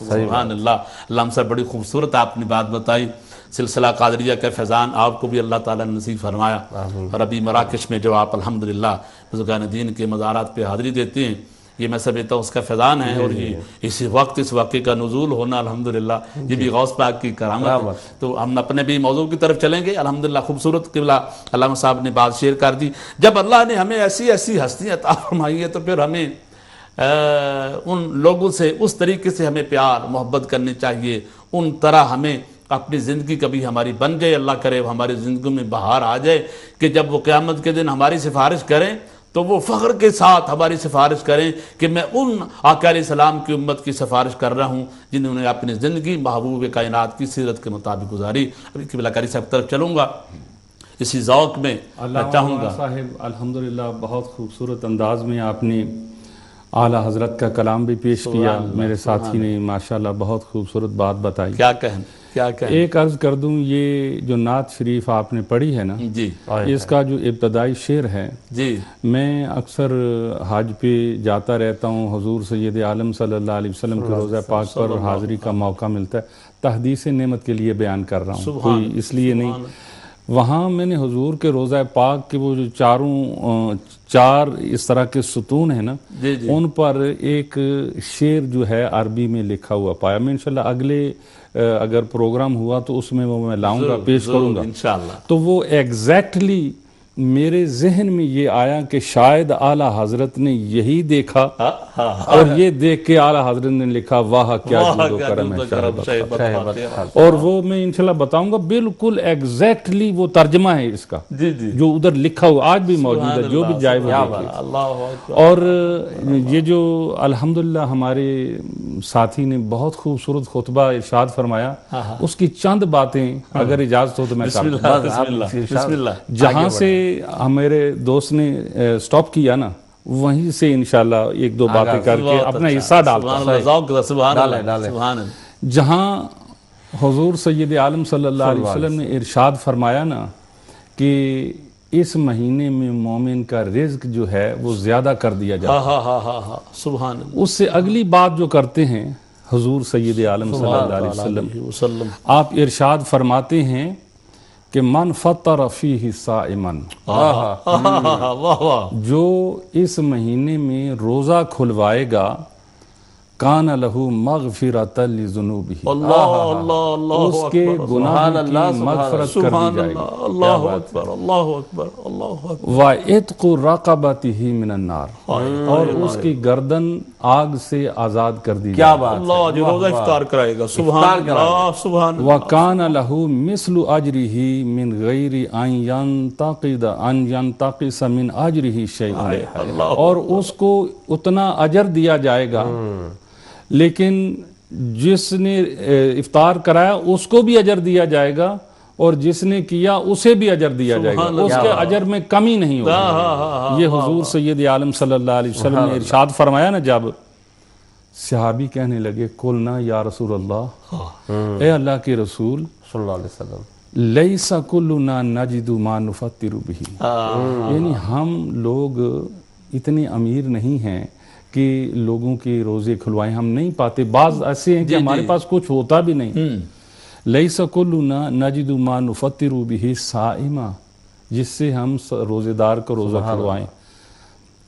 فقال رسول اللہ صلی اللہ علیہ وسلم، میرے اور آپ کے آقا نے ارشاد فرمایا، یؤتی اللہ ھذا الثواب من فطر صائما علی مذقۃ لبن، یعنی اللہ تعالیٰ یہ ثواب تو اس کو بھی عطا فرما دیتا ہے جو دودھ کی ایک گھونٹ سے کس کے روزہ کھلوا دیتا ہے، جی بسم اللہ، او تمرتن، یا ایک کھجور سے روزہ کھلوا دیتا ہے، او شربت من ماء، یا پانی کے ایک گھونٹ سے روزہ کھلوانا، یعنی اس روزہ کھلوانے کے لیے آپ کو بہت مالدار ہونا ضروری نہیں ہے، اس کے لیے ایک گھونٹ دودھ کا، ایک کھجور یا ایک گھونٹ پانی کا کر دو گے تو پھر بھی تمہیں یہ ثواب مل جائے گا۔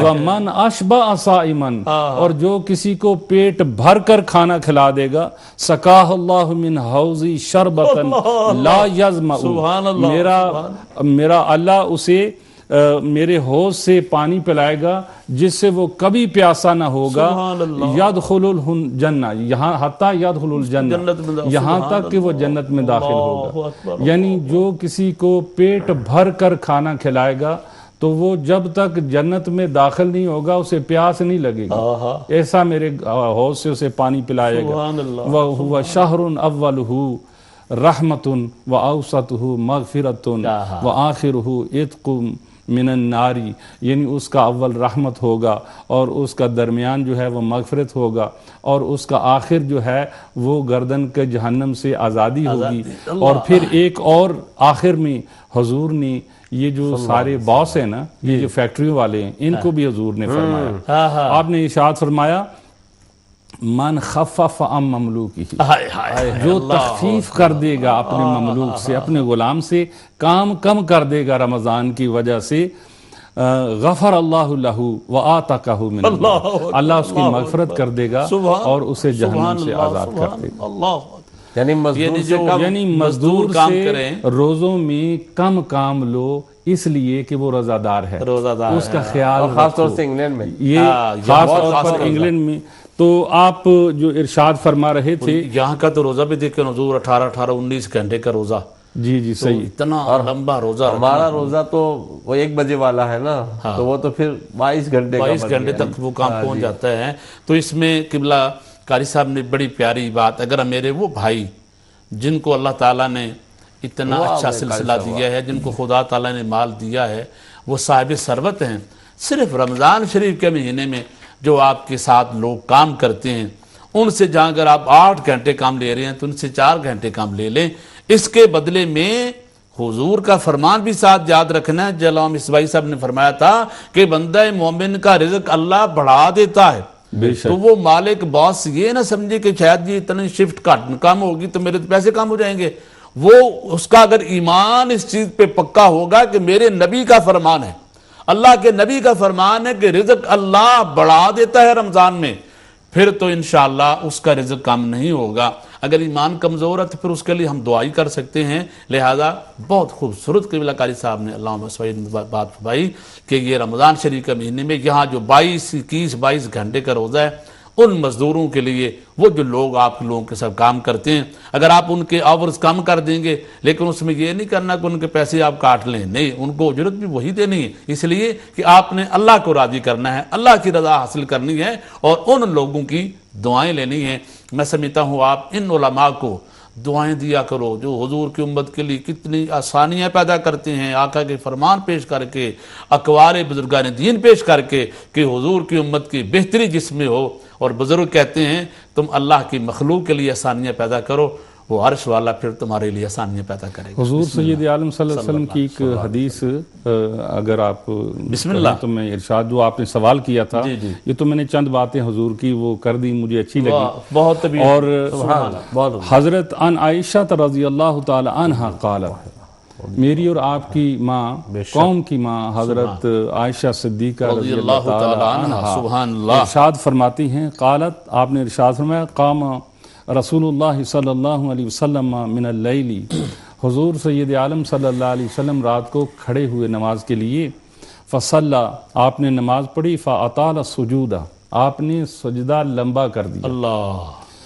حتی ظننت انہ قد قبض، یہاں تک کہ مجھے یہ ایسا گمان ہوا کہ شاید آپ کی روح قبض ہو گئی ہے۔ فلما رأیت ذالک، جب میں نے یہ دیکھا، قمت حتی حرکت ابہامہ فحرک فرجعت فسمعتہ، اچھا، یعنی میں اٹھی اور اٹھ کر میں نے آپ کے انگوٹھے کو پکڑ کر حرکت دی، اور پھر میں نے دیکھا اور میں نے سنا حضور سید عالم صلی اللہ علیہ وسلم کچھ ارشاد فرماتے ہیں، یقول فی سجودہ، آپ اپنے سجدے میں کہہ رہے ہیں، اعوذ بعفوک من عقابک، کہ مولا کریم میں پناہ چاہتا ہوں تجھ سے، معافی چاہتا ہوں تیرے عذاب سے، تجھ سے پناہ چاہتا ہوں تیرے عذاب سے۔ یعنی دیکھیں حضور سید عالم صلی اللہ علیہ وسلم یہ ہمیں تعلیم دینے کے لیے بھی ہیں، اور ویسے بھی حضور اپنے رب کے حضور میں یہ باتیں ارشاد فرما رہے ہیں، وَأَعُوذُ بِرِضَاكَ مِن سَخَطِكَ، اور میں تیرے غصے سے پناہ چاہتا ہوں، جی، وَأَعُوذُ بِكَ مِنْكَ إِلَيْكَ، اور میں تجھ سے جو ہے تم تک پہنچنا چاہتا ہوں، لا احصی ثناء علیک انت کما اثنیت علی نفسک، سبحان اللہ، کہ میں اس طرح تیری ثنا نہیں کر سکتا جس طرح تو اپنی ثنا خود کرتا، سبحان اللہ، یعنی حضور ارشاد فرما رہے ہیں کہ تیری ثنا اتنی ہے کہ جو انسان جو ہے اس کے بس کی بات نہیں، تو اتنا اعلیٰ اور بلند ہے۔ فلما رفع راسہ من السجود، جب آپ نے سر اٹھایا سجدے سے، فرغ من الصلاۃ، ہی اپنی نماز سے فارغ ہوئے، قال یا عائشہ، آپ نے ارشاد فرمایا کہ اے عائشہ، او یا حمیرہ، یا حمیرہ بھی آپ پیار سے آپ نے ارشاد فرمایا کرتے تھے، اظننتی ان النبی صلی اللہ علیہ وسلم قد خاصہ، یہاں عرض کر دوں بعض روایت میں قد خانہ ہے، اور اس میں یہ جو میں پڑھ رہا ہوں اس میں قد خاصہ ہے۔ جی جی، خانہ کا مطلب یہ ہے کہ تو نے گمان کیا کہ میں نے تیرے ساتھ تیری امانت میں خیانت کی، اور خاصہ کا مطلب یہ ہے، خاصہ کا، کہ میں نے تیرے ساتھ بد عہدی کی، یعنی تیرے ساتھ جو معاہدہ عہد تھا وہ توڑ دیا، دونوں درست ہیں۔ یہ میں نے اس لیے عرض کی کہ کسی کے ذہن میں یہ نہ جائے کہ میں یہاں وہ خاصہ، کیونکہ یہاں یہ لکھا ہے تو میں نے یہی پڑھنا مناسب سمجھا۔ تو قلت لا واللہ یا رسول اللہ، آپ ارشاد فرمائیں، میں نے کہا نہیں خدا کی قسم ایسی بات نہیں یا رسول اللہ، وَلَكِنِّي ظَنَنْتُ أَنَّكَ قُبِضْتُ لِطُولِ سُجُودِكَ، آپ کے سجدے کے طول ہونے کی وجہ سے میں نے گمان کیا کہ شاید کہیں ایسا نہ ہو کہ آپ خدا نخواستہ پردہ فرما گئے ہیں۔ فقال اتدرین ایو لیلۃ ھذہ، جانتی ہو، حضور نے فرمایا جانتی ہو یہ کیسی رات ہے؟ قلت اللہ ورسولہ عالم، کہتی ہے میں نے ارشاد فرمایا اللہ اور اللہ کا رسول بہتر جانتا ہے، وہ زیادہ جانتے ہیں۔ قال ھذہ لیلۃ النصف من شعبان، یہ شعبان کی نصف 15ویں رات ہے۔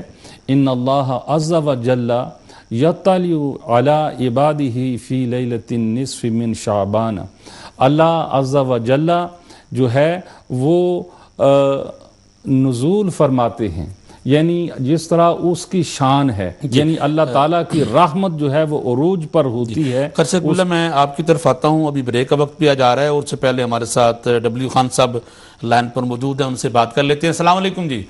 وعلیکم السلام ورحمۃ اللہ وبرکاتہ۔ قاری صاحب، سب سے پہلے آپ کے دونوں قابل علماء مفتی خان قادری اور مولانا نظام الدین مصباحی صاحبان کو سلام۔ وعلیکم السلام۔ آپ کے اجازت سے اس موضوع مطابق 3 تحقیقی نازک سوالات، یہ محض علمی سوالات ہے، اعتراضات نہیں قاری صاحب۔ پہلا سوال، سورۃ الدخان کے پہلے 4 آیات جو علامہ صاحب نے تلاوت کیا، اعوذ باللہ من الشیطان الرجیم، بسم اللہ الرحمن الرحیم، حامیم والکتاب المبین، انا انزلناہ فی لیلۃ المبارکہ انا کنا منذرین فیہا یفرق کل امر حکیم، صدق اللہ العظیم۔ اب یہاں اللہ سبحانہ وتعالیٰ اس اہم مبارک رات کا ذکر ارشاد فرما رہا ہے انسانوں اور جنات کے لیے، اور اس سے پہلے آیات میں کتاب المبین، یعنی اتنا واضح کلیئر کتاب۔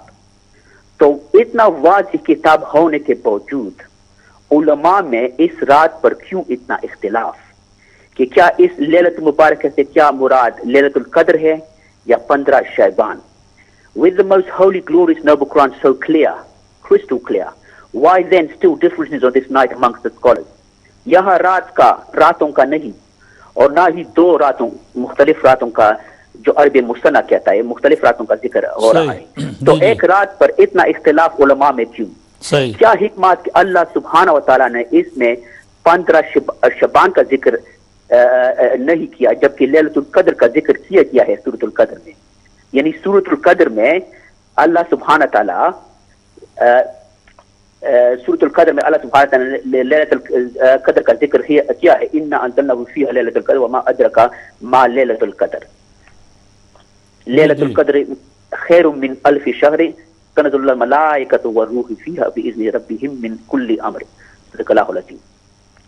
تو آپ سوال سمجھ گئے نا؟ جی میں سمجھ گیا ہوں۔ جی لیلۃ القدر کا ذکر کیا گیا ہے اور 15 شعبان کا اسپیسیفک ذکر نہیں کیا گیا، اگر یہ اتنا اہم ہے۔ دوسرا سوال، اتنا اہم رات کا کیا نبی پاک علیہ السلام نے کسی خطبہ میں اصحاب کو کبھی تفصیل سے فرمایا تھا کہ اس رات پر انسانوں اور جناتوں کے آنے والے سال کا تقدیر لکھا جاتا ہے، اللہ سبحانہ پہلے آسمان کو نیچے تشریف لاتا وغیرہ وغیرہ، قبروں کو جانا پڑے گا؟ کیا کوئی ایسے صحیح احادیث موجود ہے تفصیل سے؟ Is there, and if not, what wisdoms, why not? Are there any authentic accounts, ahadith explain in vivid details from the last and greatest messenger, peace be upon him, what occurs on this night, from the creator to his creatures in creation? صدیوں کے بعد کے علماء کے کتب سے نہیں، پہلے صدی تابعین یا اصحاب کے کلام سے کیوں کثرت سے روایات نہیں ملتا؟ کیا خلفاء راشدین کے مختلف مقدس ادوار میں کسی نے اس رات کو مسجد میں جمع ہوا کسی لڑائی یا جہاد سے قبل دعا مانگنے وغیرہ کے لیے؟ Any proof from glorious companions, peace be upon them all, may Allah be pleased with them all, on whether they would congregate on 15 Shaban in mosques on this night prior to any hardship or battle؟ یعنی جہاد ہونے سے پہلے، کسی جنگ سے پہلے کیا کوئی ثبوت ہے خلفاء راشدہ کے دور سے کہ کوئی صحابہ؟ تیسرا سوال خان صاحب، تیسرا آخر سوال، دین مذہب میں جو اعمال صحابہ نے کیا ہے، جو بعد کے صدیوں کے بعد کے علماء نہیں، جو صحابہ نے کیا ہے وہ سب سے افضل ہے۔ تو شاید بعض تبیین سے ثابت ہے، لیکن کثرت سوائے کہ کثرت اصحاب سے ثابت کیوں نہیں کہ آپ نے اس رات کو منایا تھا؟ تو کیا نبی پاک علیہ السلام کے اس دنیا سے پردہ فرمانے سے کتنا عرصہ قبل قرآن مجید کا آخری آیات نازل ہوا؟ کتنے دن تقریباً نبی پاک علیہ السلام کے دنیا سے پردہ فرمانے سے قبل آخری قرآن کا آخری آیات نازل ہوا؟ اور اس آخری لمحات میں جب قرآن مکمل نزول ہوئے، اگر نبی صلی اللہ علیہ وسلم چاہتے پورے قرآن کا تفسیر کر سکتا تھا، سارے دین کے ہر مسائل کو امت کے ہر زمانے، ہر مستقبل، ہر کلچر، ہر علاقے کے لیے واضح کر سکتا کہ فلانا رات افضل ہے، فلانا حرکت افعال کرنا فلانا عمل پر فضیلت رکھتا ہے، تو پھر کیوں یہ کام بعد کے علماء پر چھوڑا تھا؟ کیا علماء میں اختلافات کرنے کا امکان میں یہ حکمت ہے کہ اختلاف ہی اللہ سبحانہ تعالیٰ کی طرف سے رحمت ہے؟ ویسے دعا قبول کرنا یا نہیں، دعا قبول کرنا یا نہیں اللہ تمہارے کی مرضی ہے، لیکن کیا ہر رات کے آخری حصہ بہت مقدس ہوتا جہاں دعا قبول ہونے کے چانسز زیادہ ہوتا؟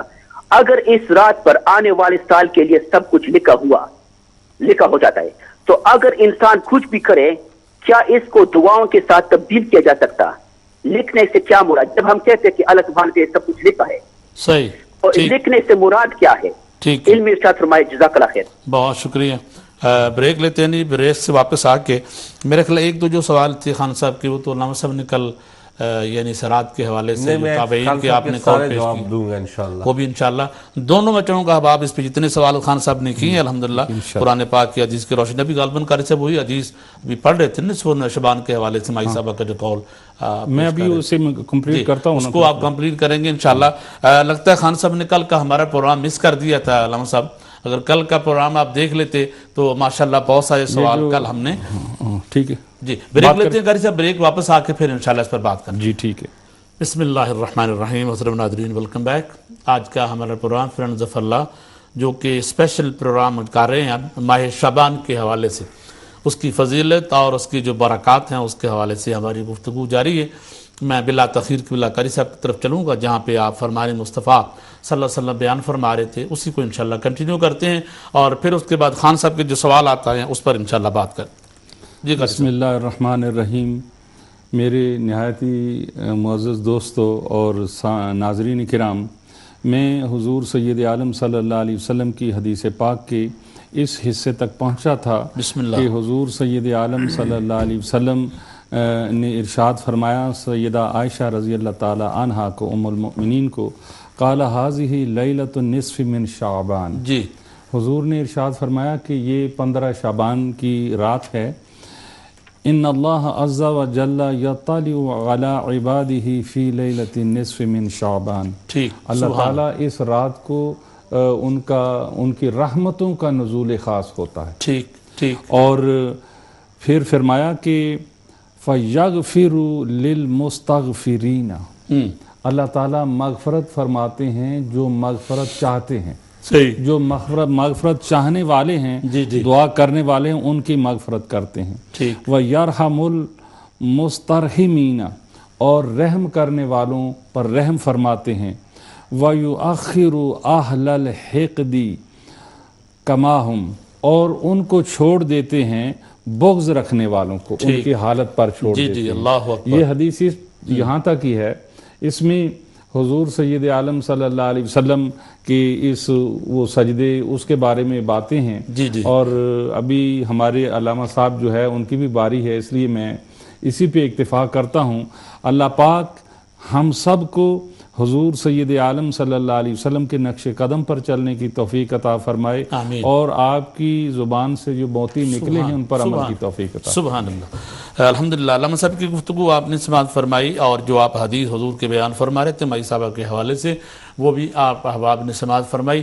اب ہم چلیں گے جیسے کہ خان صاحب نے سوالات کی، اس طرح کچھ اور لوگ بھی ان کے ذہنوں میں کچھ شبہات تھے، اور خان صاحب نے بڑا اچھا کہ سوال پوچھیں، اور میں علامہ مصباحی صاحب کی خدمت میں ملتمس ہوں کہ جتنے گفتگو خان صاحب نے کی ہے میں چاہوں گا ان تمام سوالوں پر جو ہے آپ روشنی بسم اللہ الرحمن الرحیم. خان صاحب کا پہلا سوال یہ ہے کہ حامیم والکتاب المبین. حامیم واللہ عالم بالصواب. والکتاب المبین، روشن کتاب کی قسم. تو وہ کہہ رہے ہیں کہ جب کتاب مبین ہے تو فی لیلۃ مبارکہ میں اختلاف مفسرین کیوں ہیں؟ ٹھیک. خان صاحب آپ کو معلوم ہونا چاہیے کہ قرآن پاک کی تفسیر کے لیے کچھ اصول ہوتے ہیں. اصول تفسیر کو جب بندہ پڑھتا ہے تو اس طرح کے شکوک اور شبہات اس کے دل میں پیدا نہیں ہوتے ہیں. اصول تفسیر میں ابن تیمیہ کا ایک رسالہ ہے. اصول تفسیر میں امام سیوطی کی کتاب الاتقان کا بھی آپ مطالعہ کر سکتے ہیں. اصول تفسیر میں امام احمد رضا کے الزلال العنقا کو بھی آپ پڑھ سکتے ہیں. اصول تفسیر میں الفوز الکبیر شاہ ولی اللہ محدث دہلوی کی آپ پڑھ سکتے ہیں. جب یہ پڑھیں گے تو اس طرح کا سوال پیدا نہیں ہوگا. قاری صاحب بات یہ ہے جی کہ قرآن پاک کی تفسیر جو ہے نا، قرآن پاک کی دوبارہ میں جملہ دہراتا ہوں، قرآن پاک کی تفسیر جو ہے نا وہ بہت کم آقا علیہ السلام سے مروی ہے. سبحان. قرآن پاک کی تفسیر بہت کم آقا علیہ السلام سے مروی ہے۔ صحیح۔ اس کی وجہ یہ ہے کہ قرآن پاک جو اللہ تعالیٰ نے نازل فرمایا اس میں تدبر اور تفکر کرنے کی دعوت دی ہے اللہ تعالیٰ نے۔ ہاں جہاں عقل اور تدبر اور تفکر کی راہ نہیں ہے وہاں آقا علیہ السلام نے تفسیر بیان فرما دی ہے۔ تو جہاں تدبر اور تفکر کرنے سے بندے کو ثواب ملتا ہے تو اس لیے قرآن پاک کی تفسیر آقا علیہ السلام سے کم مروی ہوئی تاکہ بندے مومن جو اہلیت رکھتا ہے وہ اس قرآن میں غور کرے اور اس قرآن سے فیضان سے فیض پاتے ہوئے زیادہ سے زیادہ ثواب حاصل کرے۔ ورنہ اگر آقا علیہ السلام ہر تفسیر بیان کر دیتے تو اس سے جو اختلاف کرتا وہ پھر مومن رہتا، وہ مومن رہتا۔ خاتم النبیین سے کوئی اختلاف کر کے دیکھے، کیا خوبصورت حکمت کی بات، سبحان اللہ، سمجھ رہے ہیں؟ پھر وہ مومن تھوڑی رہتا، وہ تو کافر ہو جاتا، سمجھ رہے ہیں؟ تو یہ لیلہ مبارکہ میں یہ اختلاف صحابہ میں ہوا، تابعین میں ہوا۔ صحابہ میں سے ابن عباس کہتے ہیں، ابن عباس نے بھی یہ کہا کہ لیلۃ النصف جو ہے 15ویں شب اس میں یہ فیصلے ہوتے ہیں، اور انہوں نے پھر تطبیق یہ دی ہے کہ یہ فیصلے شروع ہو جاتے ہیں اس رات میں اور پھر سارے رجسٹر تیار ہو کر لیلۃ القدر میں سونپ دیے جاتے ہیں۔ تو ابن عباس کی بھی ایک تفسیر یہ ہے۔ پھر اکرمہ جو میں نے کل بیان کیا تھا تفسیر بغوی میں، امام بغوی نے اس کو ذکر فرمایا، ابن جریر نے اس کو ذکر فرمایا، ابن ابی حاتم نے اس کو ذکر فرمایا۔ ابن ابی حاتم کی بھی ایک تفسیر ہے۔ اور تفاسیر جو ہوتی ہے نا، کچھ تفاسیر تو وہ ہوتی ہے کہ جس میں نکات بیان ہوتے ہیں، اور کچھ تفاسیر ہوتی ہے جو روایات کے ساتھ کی جاتی ہے۔ تو ابن حاتم بھی روایت والی ہے، اس طریقے سے جریر طبری کی جو تفسیر ہے وہ بھی روایت والی ہے، اور امام سیوطی کی جو ایک تفسیر ہے وہ بھی روایت والی، مگر انہوں نے سندوں کو حذف کر دیا ہے۔ تو اکرمہ تفسیر بغوی میں ہے کہ اکرمہ جو حضرت علی کے شاگرد ہیں، میں نے کل بیان کیا تھا، اور اکرمہ حضرت ابن عباس کے بھی شاگرد ہیں، امام اعظم کے استاد ہیں۔ انہوں نے بیان کیا کہ یہاں پر آیت میں اس سے مراد جو ہے لیلہ مبارکہ سے لیلۃ البراء ہے۔ اور جیسا کہ حضرت نے بیان کر دیا کہ جمہور جو ہے وہ کہتے ہیں کہ لیلۃ القدر ہے، مگر قرآن دی وجوہ ہے، اس کی ہر وجہ پر حجت ہے، لہٰذا اگر کوئی لیلہ مبارکہ سے لیلۃ القدر مراد لیتا ہے ہمارا اس سے جھگڑا نہیں، لیکن اگر کوئی لیلہ برات مراد لیتا ہے اور اس سے فضیلت ثابت کرتا ہے تو پھر کسی کو اعتراض کرنے کی کوئی گنجائش نہیں۔ یقیناً قرآن کتاب مبین ہے، واضح ہے، لیکن یہ جو مفسرین کرام کا اختلاف ہے وہ حکمت پر مبنی ہوتا ہے، اور یہ اختلاف ایسا بھی نہیں ہے کہ تضاد پر مبنی ہو کہ ایک مراد لو تو دوسرا مراد نہ ہو سکے، بلکہ دونوں میں جمع بھی کرنا درست ہوتا ہے، اور ایسی کئی مثالیں امام احمد رضا نے اصول تفسیر کی روشنی میں بیان فرمائی ہے۔ تو خان صاحب کا یہ سوال ختم ہو جاتا ہے کہ کتاب مبین ہونے کی وجہ سے مفسرین میں اس رات کے بارے میں اختلاف کیوں ہے۔ پھر دوسری بات جو خان صاحب کہہ رہے تھے کہ پہلے زمانے بھائی ایسا ہے کہ صحابہ کرام کا یہ اول اسلام کا اول دور تھا، وہ بہت اہم کاموں میں مبتلا تھے، اس لیے انہوں نے ان چیزوں کی طرف توجہ نہیں دی کہ بھائی چلو انہیں ضرورت ہی نہیں تھی، یزکیہم، نگاہ مصطفیٰ نے انہیں ایسا پاک کر دیا تھا کہ انہیں پھر اس طریقے سے نوافل کی کثرت کرنے کی ضرورت نہیں تھی۔ لیکن بعد میں جو اولیاء کرام نے کثرت کی ہے، اس طریقے سے اب ہمارے جیسے گنہگاروں کو ایسی راتیں ہی تو چاہیے۔ اگر ایسی راتیں نہ ہوتی اور اس میں برکتیں نہ ہوتی تو میرے بھائی خان صاحب پھر ہماری بخشش کا ذریعہ کیسے بنتا؟ اور ایسا نہیں ہے کہ اس رات کی فضیلت میں حدیثیں نہیں آئی ہیں، نبی پاک صلی اللہ علیہ وسلم یہ جو حدیثیں ہیں کہ بھائی اس میں بندوں کے یہ تقسیم کیے جاتے ہیں، کون مرے گا کیا ہے، اس کو عقل سے نہیں جانا سکتا، اور اصول حدیث کی روشنی میں ایسی احادیث اگر موقوف بھی ہو تو انہیں مرفوع میں مانا جاتا ہے۔ صحیح، یعنی وہ چیزیں جو ثواب بیان کیا جاتا ہے اس کو عقل سے نہیں جانا جا سکتا، وہ تو آقا علیہ السلام ہی بتا سکتے ہیں، تو یہ اگر موقوف بھی حدیث ہو تو اسے مرفوع کے حکم میں مانا جاتا ہے۔ لہٰذا اگر یہ احادیث ضعیف بھی ہو تو کوئی حرج نہیں ہے، اس لیے کہ امام نووی لکھتے ہیں کہ فضیلت کے باب میں ضعیف حدیث پر بھی عمل کرنا درست ہے۔ اسی لیے علامہ عبدالغنی نابلوسی رحمۃ اللہ تعالی نے فضائل الشہور والایام کے اندر یہ فیصلہ فرما دیا کہ اگر اس رات کے بارے میں ضعیف حدیثیں بھی ہو تو ہمارے لیے کوئی مضر نہیں ہے، اس لیے کہ ہم فضیلت مانتے ہیں، کوئی فرض و واجب تو مانتے نہیں ہے، تو لہٰذا ہم یہ جو قیام کرتے ہیں اگرچہ صحابہ نے نہ کیا، میں نے ثابت کیا تھا کہ تابعین نے کیا ہے، اور ان کے اسما بھی بتائے تھے، تو جب ان سے یہ عمل ثابت ہے تو پھر ہمارے لیے عمل کرنا یقیناً درست ہے اور باعث نجات ہے۔ سبحان اللہ، سبحان اور اللہ۔ آخری بات میں اپنی یہ بیان کر دوں کہ قاری صاحب یہ بھی سوال کیا جاتا ہے کہ بھائی اگر تم نفل پڑھو گے، تمہاری نماز میں اتنی قضائیں تمہارے ذمہ ہیں، اتنے روزے تمہارے ذمہ قضا ہے، صحیح۔ تو آج اس کا بھی فیصلہ کیا جائے۔ یہ سوال بھی تھا علامہ صاحب، اس رات میں جو لوگ نوافل پڑھتے ہیں اس کے حوالے سے، تو میں اس کا ایک الحمدللہ تحقیقی جواب دینا چاہتا ہوں۔ ہمارے ناظرین کو سماعت فرمائے کہ اکثر بعض ہمارے مقررین کبھی کبھی جوش میں آ جاتے ہیں تو یہ کہہ دیتے ہیں کہ تمہارا کخ جو ہے نفل قبول نہیں ہوگا، ایسا بول دیتے ہیں کچھ کہ قبول نہیں ہوگا، تم اس رات میں کتنی بھی نوافل پڑھو، اس رات میں کچھ بھی کر لو، لیکن تمہارے ذمہ اگر نمازیں ہیں، روزے ہیں، تو تمہارا قبول نہیں ہوگا۔ کیا ان کی یہ بات درست ہے یا نہیں؟ تو آئیے میں آپ کو دیانتداری کے ساتھ بیان کرنا چاہتا ہوں۔ حضرت شیخ ملا علی قاری رحمۃ اللہ تعالی علیہ نے مرقات کے اندر اس کو بیان فرمایا ہے، اور پھر ان ساری تفاصیل کو علامہ غلام رسول سعیدی رحمۃ اللہ تعالی علیہ نے اپنی تفسیر کے اندر اردو میں بھی اس کو بیان فرمایا ہے، جو چاہے اس کو دیکھ سکتا ہے سورہ کہف والی تفسیر کے اندر۔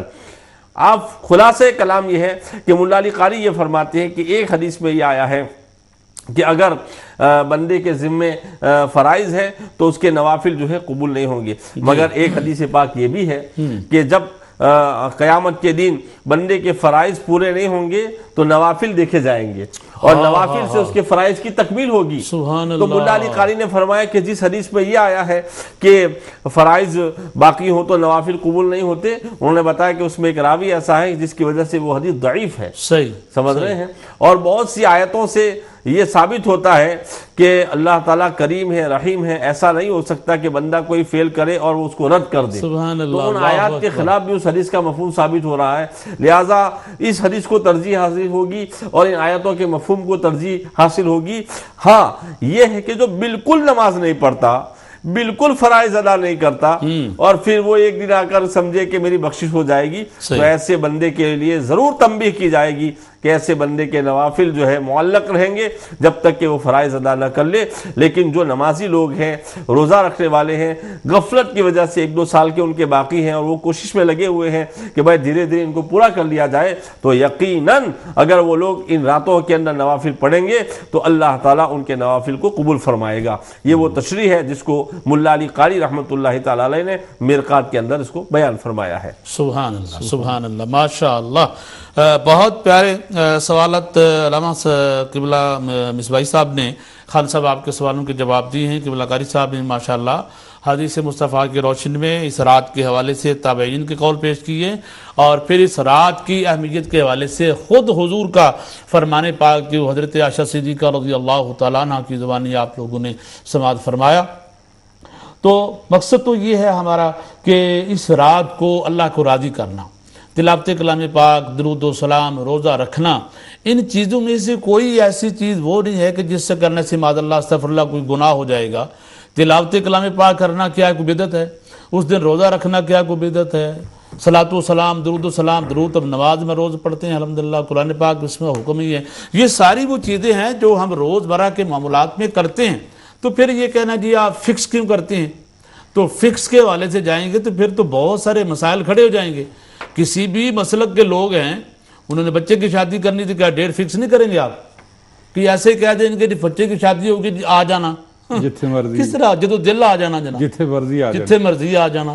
لہذا اس طرح کی چیزیں اس دور میں آ کے اب وہ چیزیں انکار کرنے والے ذہن ختم ہو گئے ہیں، وہ باتیں آپ کی ماننے والے لوگ اب نہیں رہے۔ تعلیم آ گئی ہے، دنیا کے پاس نالج آ گیا الحمدللہ، ہمارے علماء نے لوگوں کو سکھا دیا ہے۔ لہذا یہ کہنا جی فکس کیوں کرتے ہیں؟ ابھی پچھلے دن جناب ہمارے ایک مولوی صاحب ہیں پاکستان کے، بڑے مشہور ہیں ماشاءاللہ، جانتے ہیں ان کو ساری دنیا ہیں جی، کبھی ادھر کبھی ادھر جناب، تو وہ بھی جناب بڑا اجتماع کیا تو ڈیٹ فکس کی مولوی صاحب نے نہیں کی۔ تو بھئی جب ہم اس طرح کے کو عمل کرتے ہیں، حضور کے میلاد کی ڈیٹ فکس کرتے ہیں تو اعتراض، فلاں ختم رکھا ہے تو اعتراض، تو جب آپ کی باری آتی ہے تو وہ اعتراض آپ کو سارے بھول جاتے ہیں۔ خدا را ہمارے ساتھ ایسا ناانصافی نہ کیا کرو یار، پہلے کم از کم چیک کر لیا کرو کہ یہ جو چیزیں آپ کے بزرگوں نے بھی کی ہیں، آپ بھی کر رہے ہیں۔ پاکستان کے ترانے کے لیے آپ کھڑے ہو جائے پارلیمنٹ میں، سلام پڑھیں تو آپ کے پیٹ میں درد بڑھ جائے، یہ کیا کا اصول ہے بھائی؟ پاکستان سرزمین شاد باد، اس کے لیے آپ سب میں پارلیمنٹ میں سب لوگ موجود ہیں، اس میں جتنے لوگ مقاصد فکر کے ہیں کھڑے ہیں وہاں بھی. اب کوئی بیٹھتا ہے وہاں ترانے کے دوران، نہیں جی وہ پاکستان کی توہین ہو جائے گی میں کھڑا نہ ہوا. تو مصطفیٰ جان رحمت میں کھڑے ہوں تو آپ کے فتوے حرکت میں آتے ہیں. اب یہ تضاد جو ہے نا یہ دنیا کو آپ کا نظر آ چکا ہے. لہذا امت مصطفیٰ کی رہنمائی اگر ہمارے علماء کرتے ہیں، خدا را انہیں کرنے دیں. یہ بدعت یہ شرک کے فتوے چیزیں لگانے، یہ اب چلا گیا، وہ دور ختم ہو گیا، دنیا کے پاس علم آ گیا. جی علم صاحب. قاری صاحب یہ لوگ ایک سوال یہ بھی کرتے ہیں کہ دین میں اضافہ کر رہے ہیں، تو ہم ان سے یہ پوچھنا چاہتے ہیں کہ مدارس بنانا، کتابیں چھاپنا، بالکل یہ دین میں اضافہ ہے؟ تو وہ کہتے ہیں نا یہ تو قرآن و حدیث میں چونکہ علم دین سیکھنے اور سکھانے کے تحت آ جاتا ہے، تو ہم کہتے ہیں کہ یہ بھی تو پھر کسی آیت کے تحت، کسی حدیث کے تحت آ جائے گا. سمجھ رہے ہیں؟ جی قاری صاحب تمہارا آ جائے ہمارا. بالکل حضرت. یہ ایسے بعض دفعہ چیزیں ہو جاتی ہیں نا کہ اپنے سوال کے نیچے خود ہی آ جاتی ہیں، کر رہی ہوتی ہیں وہ چیز الحمدللہ. اور بہت ساری ابھی تو یہ سوشل میڈیا نے اتنا لوگوں کو سامنے لے آیا ہے کہ وہ بہت ساری چیزیں جو ہم ان کی نہیں دیکھ سکتے تھے اب ماشاءاللہ مشاعرے بھی ہوتے ہیں، بڑے بڑے جناب وہاں پہ اہتمام ہوتے ہیں، مولوی صاحب بیٹھ کے سن رہے ہوتے ہیں. مشاعرے سننا جائز تو نہ سننا استغفر اللہ، یہ بدعت ہے. اس طرح کی باتیں نہ کرو یار ہمارے ساتھ. علامہ ہزاری صاحب کیا کرتے تھے، خدا کے لیے ہمارے ساتھ اس طرح نہ کرو، ہاتھ تھوڑا رکھیا کرو. اللہ کے نبی کی جہاں کی عظمت کی بات آئے تو اس طرح کی چیزیں نہیں کرنی چاہیے. ہمارا دل دکھتا ہے اس لیے کہ ہمیں سرکار مدینہ صلی اللہ علیہ وسلم سے بڑھ کر کائنات میں اور کوئی چیز ہمیں عزیز نہیں ہے. جی قاری صاحب آپ کچھ کہنا چاہیں؟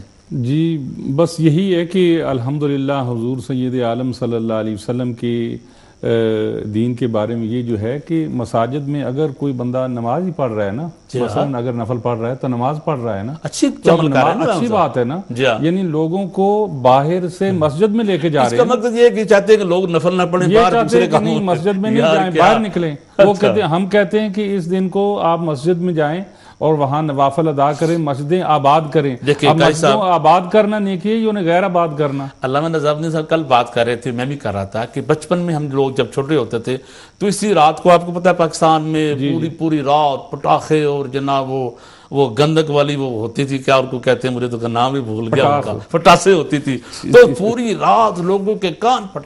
اب دیکھیں الحمدللہ علماء نے قوم کو تیار کر کے آہستہ آہستہ اب یہ کام بالکل پاکستان میں نہ ہونے کے برابر رہ گیا. تو اس میں یہ کریڈٹ علماء کو ہی جاتا ہے نا. تو اگر ہم کہیں جی اس رات کو آنے کا کوئی فائدہ نہیں تو بچے کہیں گے نہیں فائدہ، چلو پھر وہ دوسرا کام کریں. اچھی چیز نہیں ہے نا.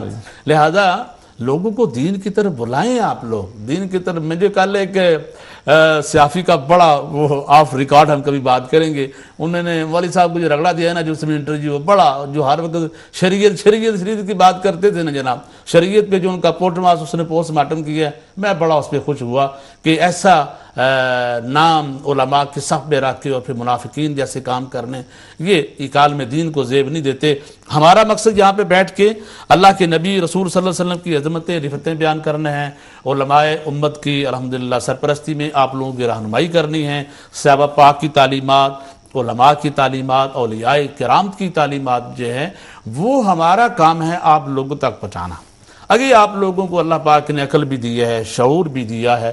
اب تو قاری صاحب اتنا میڈیا پہ مواد ہے، اتنی چیزیں موجود ہو گئی ہیں کہ ہر بندے کے پاس اتنا علم آ چکا ہے. بہت ہی کوئی گیا گزرا ہوگا جس کو نہیں ایسا نہ کہو یار. میڈیا اور خود سے جو علم پڑھے گا نا وہ گمراہ ہو جائے گا. العلم بالتعلم. یہ سمجھ رہے ہیں؟ میری جو میڈیا سے مراد حضور یہ ہے کہ ہمارے علماء کی تقریریں اس پہ موجود ہیں الحمدللہ، ان کے خطبے موجود ہیں. نہیں وہ بات صحیح ہے، کتب موجود اگی ویب سائٹ پہ آ گئی ہیں. ہاں یہ جو آپ نے ارشاد فرمایا 100% یہ صحیح ہے. ہمارے خاص کر کے UK کے نوجوان، یونیورسٹی کالج کے سٹوڈنٹس، یہ جتنے بھی دوسری لائن میں گئے ہیں یہ سب YouTube کا یہ خرابی ہیں. وہاں پہ گئے خود علم پڑھا نہیں، حدیث کا ان کو علم نہیں ہے، تو وہ جو کچھ وہاں پہ پڑھا بس اسی کا وہ ترجمہ کر کے جو کچھ لکھا وہی پڑھتے ہیں، گمراہ ہو جاتے ہیں. لہذا یہ جی میں آپ کو ایک مثال دوں، معاف کرنا آپ کا ٹائم تھا لیکن نوجوانوں کی اصلاح کے لیے. ایک آدمی میرے پاس آئے، انہوں نے کہا مولانا 2 حدیثیں پڑھی ہیں اور ہمیں تو سمجھ میں نہیں آتا. ایک حدیث میں آقا علیہ السلام نے یہ جو حجامہ کرواتے ہیں نا جی اس کی اجرت کو ناپسند فرمایا. صحیح. اور پھر دوسری حدیث میں ہے کہ آقا علیہ السلام نے حجامہ کروایا اور اس کی اجرت دی. ٹھیک. اب اگر اس کا صرف ترجمہ پڑھا جائے تو گمراہ ہو جائے گا کہ نہیں آدمی؟ ہاں بالکل سمجھ رہے ہیں. تو پھر امام نووی نے اس کا جواب لکھا کہ آقا علیہ السلام یہ نہیں چاہتے تھے، چونکہ اس میں خون نکلتا ہے نا، اور خون سے لت پت ہونا ایک مومن کے لیے اچھا نہیں، اس لیے کہ خون نجس ہوتا ہے، اس لیے آپ نے ایک حدیث میں منع فرما دیا کہ یعنی منع کا مطلب یہ ہے کہ آپ نے فرمایا کہ بھائی یہ جو اس کی اجرت ہے وہ ٹھیک نہیں ہے، لیکن چونکہ لوگ بیمار پڑتے ہیں اور اس کا علاج حجامہ کے ذریعہ ہوتا ہے تو ایک طرح رخصت بھی دے دی. صحیح. تو اس طرح شرح کرنے سے پھر ذہن صاف ہوتا ہے. تو اسی لیے قرآن نے بھی کہا نا کہ قرآن کچھ لوگ پڑھ کے گمراہ ہو گئے، کچھ ہدایت پہ آگے. جنہوں نے اپنے طور پہ پڑھا وہی جو آپ نے بات فرمایا کہ انہوں نے ترجمہ پڑھا تو ترجمے سے گمراہ ہو گئے، اور جن لوگوں نے الحمدللہ کسی استاد کے سامنے بیٹھ کے، جیسے آپ لوگوں نے ماشاءاللہ 10 سال بیٹھ کے درس نظامی پڑھا، کوئی تعلیم ایسی تو نہیں مل جاتی ہے نا الحمدللہ. تو اس لیے کوشش یہ کرنی چاہیے کہ آپ یہاں یو کے میں ماشاءاللہ قبلہ کاری صاحب بری میں الحمدللہ درس نظامی کی کتابیں وہاں پڑھاتے ہیں، بچے پڑھ بھی رہے ہیں. علامہ نظام الدین صاحب یہاں بلیک بن میں الحمدللہ جامعہ غوث رضویہ کے صدر مدرس ہیں. بچیاں اور بچے آپ سے درس نظامی کی کتابیں پڑھ رہے ہیں، اور ہمیں چاہیے کہ ہم اپنے بچے اور بچیوں کو ان علماء کے پاس بھیجیں تاکہ ان کو دین کا شعور آئے. میں آپ کو گارنٹی کے ساتھ دیتا ہوں، آپ کے ڈاکٹر دنیا کا جن کو تعلیم پڑھا ہے وہ گمراہ ہو سکتے ہیں، لیکن الحمدللہ جنہوں نے دین پڑھا ہوگا وہ کچھ بھی ہو جائے اپنے ماں باپ کو گھر سے نکالیں گے نہیں، یا اولڈ پیپل ہوم میں کبھی چھوڑ کے نہیں آئیں گے. انہیں پتہ ہوگا کہ ماں باپ کا اسلام میں کیا مقام ہے. علامہ صاحب بہت شکریہ آپ دونوں بھائیوں کا، بہت سیر اصل گفتگو آپ نے فرمائی، اور بڑی مجھے بھی الحمدللہ تسلی. اللہ تعالیٰ آپ دونوں کا سایہ اہل سنت پہ سلامت رکھے. علامہ یونس مصری صبح کل بھی آج بھی نہیں آ سکے، ان کی کچھ ذاتی مصروفیات دارالعلوم کے سلسلے میں وہ کام کر رہے ہیں. کوئی ساتھی یہ نہ سمجھے کہ شاید 2 دن سے کیوں نہیں آ رہے، کیونکہ بعض دوستوں کے ذہنوں میں سوالات بھی اٹھنا شروع ہو جاتے ہیں. تو الحمدللہ نیکسٹ پروگرام میں وہ ہمارے ساتھ ضرور تشریف لائیں گے. میں جتنے لوگوں نے آج کے پروگرام کو دیکھا سنا سب کو مبارکباد پیش کروں گا اور دعا گو ہوں اللہ تعالیٰ سب کو نبی کریم صلی اللہ علیہ وسلم کی محبت عطا فرمائے، اور آنے والے شب برات کی جو رات ہے اس پہ خوب جی بھر کے اللہ تعالیٰ ہمیں.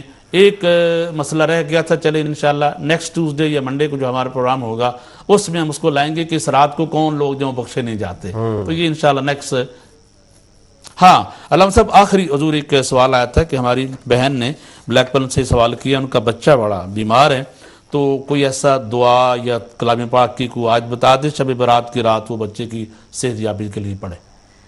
قرآن پاک میں آیت شفا ہے نا، وہ پنسورے وغیرہ سے ان کو مل جائے گی. جی سارے آیتوں کو پڑھ کے دم کر دیں، اور ماں اگر دل سے دعا کر دے تو اللہ تعالیٰ ضرور شفا عطا فرما دے گا. جی جی. اور دعا کے بعد بھی اور عمل کے بعد بھی شفا نہ ملے تو صبر کرے، انشاءاللہ اللہ تعالیٰ کوئی نہ کوئی بہتر راہ پیدا فرما دے گا. تو جو پنسورہ ہے اس میں یہ دعا موجود ہے، آیت شفا، آیت شفا اس میں موجود ہے. ہاں 7 آیتیں غالباً جی ہیں. جی. تو میری بہن اگر آپ سن رہی ہیں تو پنسورہ یقیناً آپ کے گھر میں ہوگا، نہیں تو یہاں بلیک پن شاپ سے مل جاتا ہے. اس میں جو 7 آیتیں آپ حضور 7 آیتیں ہیں جنہیں آیات شفا کہا جاتا ہے، وہ آپ پڑھیں اس رات کو بھی انشاءاللہ، آج سے بلکہ پڑھیں. اللہ کا کلام میں تلاوت بھی ہو جائے گی اور آپ کو ثواب بھی ملے گا. اور علامہ صاحب بھی دعا فرما رہے ہیں، قبلہ کاری صاحب بھی، ہم سارے مل کے دعا کرتے ہیں اللہ تعالیٰ آپ کے بیٹے کو شفاء کامل عاجل عطا فرمائے. تمام وہ مسلمان بہن بھائی جو گھروں میں بیمار ہیں، ہاسپٹلوں میں دعا کے لیے کہہ رہے ہیں، ان سب کے لیے دعا گو ہیں. اللہ تعالیٰ سب کو صحت کاملہ عاجل عطا فرمائے. ذکی شاہ صاحب اللہ تعالیٰ آپ کو بھی جزائے خیر عطا فرمائے. ناظرین کرام، اپنے میزبان قاری محمد زمان قادری کو اجازت دے. میرے لیے دعا فرمائے کہ اللہ تعالیٰ اسی طرح صحت و تندرستی کے ساتھ اپنے دین متین کی اللہ خدمت کی توفیق عطا فرمائے. نبی کریم صلی اللہ علیہ وسلم کے مشن کی اللہ پاک خدمت کی توفیق عطا فرمائے. دعا میں یاد رکھیے گا. السلام علیکم ورحمۃ اللہ وبرکاتہ. اللہ نگہبان.